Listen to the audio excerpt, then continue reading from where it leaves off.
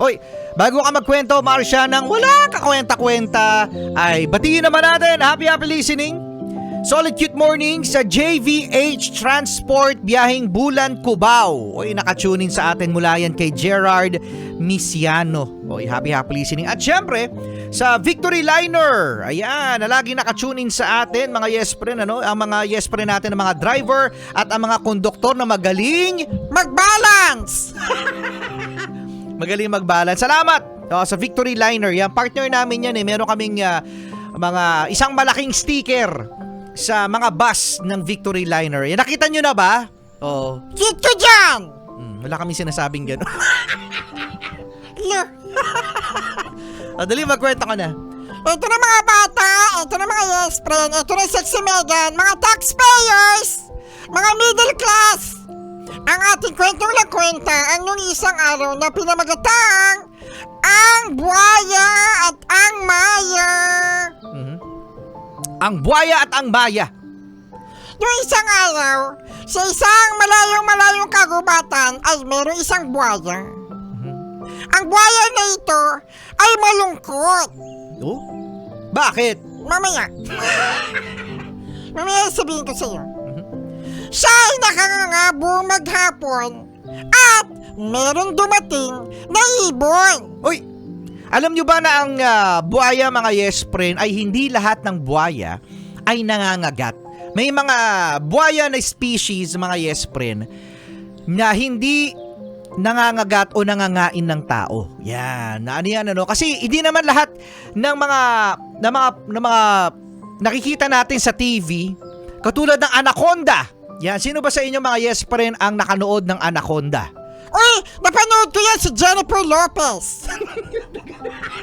The original anaconda. Ang totoong anaconda, mga yes friend, dahil malaki yan, hindi yan mabilis kumilos. Unlike na mga nakikita natin sa TV, ang bilis ng anaconda, which is in real life, hindi sila ganun kabilis. Oh, tapos ano pa, yung mga pating. Yan, ang mga pating, mga yes friend, ay hindi lahat ay nangangagat. Oo, usually ang pating pa nga ang takot sa tao. Pero dahil sa mga pelikula ay kinatatakutan ang mga pating. Oh. Tapos ka na? Baka gusto mo pa isama yung mumu. Dapat yung matakot sa mumu. Dali na, ituloy mo yung kwento mo. Ikapandero dami siya nasabi. So ito na nga. Yan. Asa na ba ako? Sa ano? Sa buhaya, tapos may maya na. O yan. So ngayon ay merong lumipad na maya. Tapos ngayon sabi ng maya dun sa crocodile. Crocodile, bakit ka malungkot? Sabi ng crocodile, oo nga halika dito. Kasi meron akong tinga. Ay, may tinga. Si crocodile. Dami kasi ngipin. Ngayon, itong si Maya, sabi niya, anong gusto mong gawin ko? Sabi ni crocodile, tanggalin mo yung tinga ko. Tapos sabi ni Maya, saan ka ba na tinga? Ano bang kinain mo? Sabi ng crocodile, ibon. Kumain ako kanina ng lugaw. Lugaw?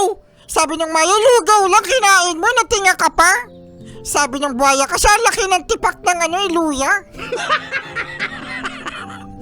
Laki kasi ng luya doon sa lugaw. Kaya sabi ng ibon, sige tutulungan kita, nasan ba yan? Halika dito. Dito ka sa bibig ko. Naku! Parang alam na namin yan ah. Huwag ka nga. Para alam na namin yung ending ah. Huwag ka nga. Ito masyado kang spoiler. Ngayon ay pumunta na si Maya doon sa bibig ng crocodile. Tapos sabi ni Maya doon kay crocodile, Crocodile, meron ako sa iyong tanong. Sabi ni crocodile, bakit? Ano yung tanong mo? Bakit kapag sinabi mong buhaya, kurap? Bakit kapag sinabi mong buhaya, kurap? sabi ng crocodile, oo nga. Kawawa kami mga buhaya. Bakit? Bakit sa amin yan? Bakit sa amin yan? Oo nga, bakit kaya no? Sige, mamaya pag nakakita ko ng buhaya. Yan, sabi ng buhaya, tanggalin mo na, dami mong tanong. Para kay Siligo Panyero. Dami sinasabi. Ayun, sabi ng ibon, sige, tatanggalin ko na yung tinga mo. O, saan ba dito? Bakit gano'n? Sabi ng Maya, nagtututbrush ka ba?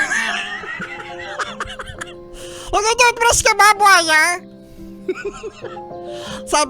sabi ng buhaya, minsan. Uy, minsan.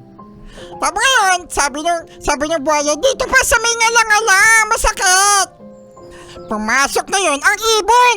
Oh, Biglang nagsara yung bibig ng buhaya. oh. O di nakain siya, bobo eh.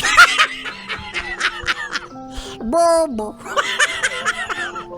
Sabi ko na eh. O diba? Kasi yun talaga yung ending nun. Kaya mga bata at si Megan, mga middle class, na meron talagang mga tao. Oh, tao naman yan.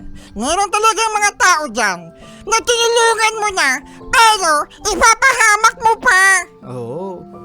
Kaya mga bata, dapat kasi talaga ay mag-toothbrush. Para hindi kayo matina. Oh, ayun. Pero may katanungan ako, no? Mga yes friend, kapag ba kayo ay nagtutoothbrush, di ba kanya nagtoothbrush na kayo? Pag kayo nagtoothbrush, kailangan pa bang magmumog? Oh, yan. Sabi ng mga ilang mga dentista. Tawa si Sexy Megan. Sabi ng mga dentista, mga yes friend. Mamaya sabihin ng dentista, hindi naman. O sabi ng ilan sa mga dentista. Na kapag daw kayo ay nag-toothbrush, mga yes friend, ay huwag kayong magbumumog pagka-brush nyo ng ngipin ninyo sa toothpaste. Kasi para maiwan doon yung fluoride. O kasi kapag kayo ay nagmumog, mawawash away din yung fluoride. Okay. Di ba ano? O, makikita nyo yan sa mga movie. Sa mga movie, nagtutoothbrush yung artista pagkatapos ay binubuga lang yung paste tapos hindi na sila nagmumumog. Okay. Sexy Mega na! Sexy Megan na, chillax 101 na. Ano magsasabi ni Rico Panyero? I'm so sick of that.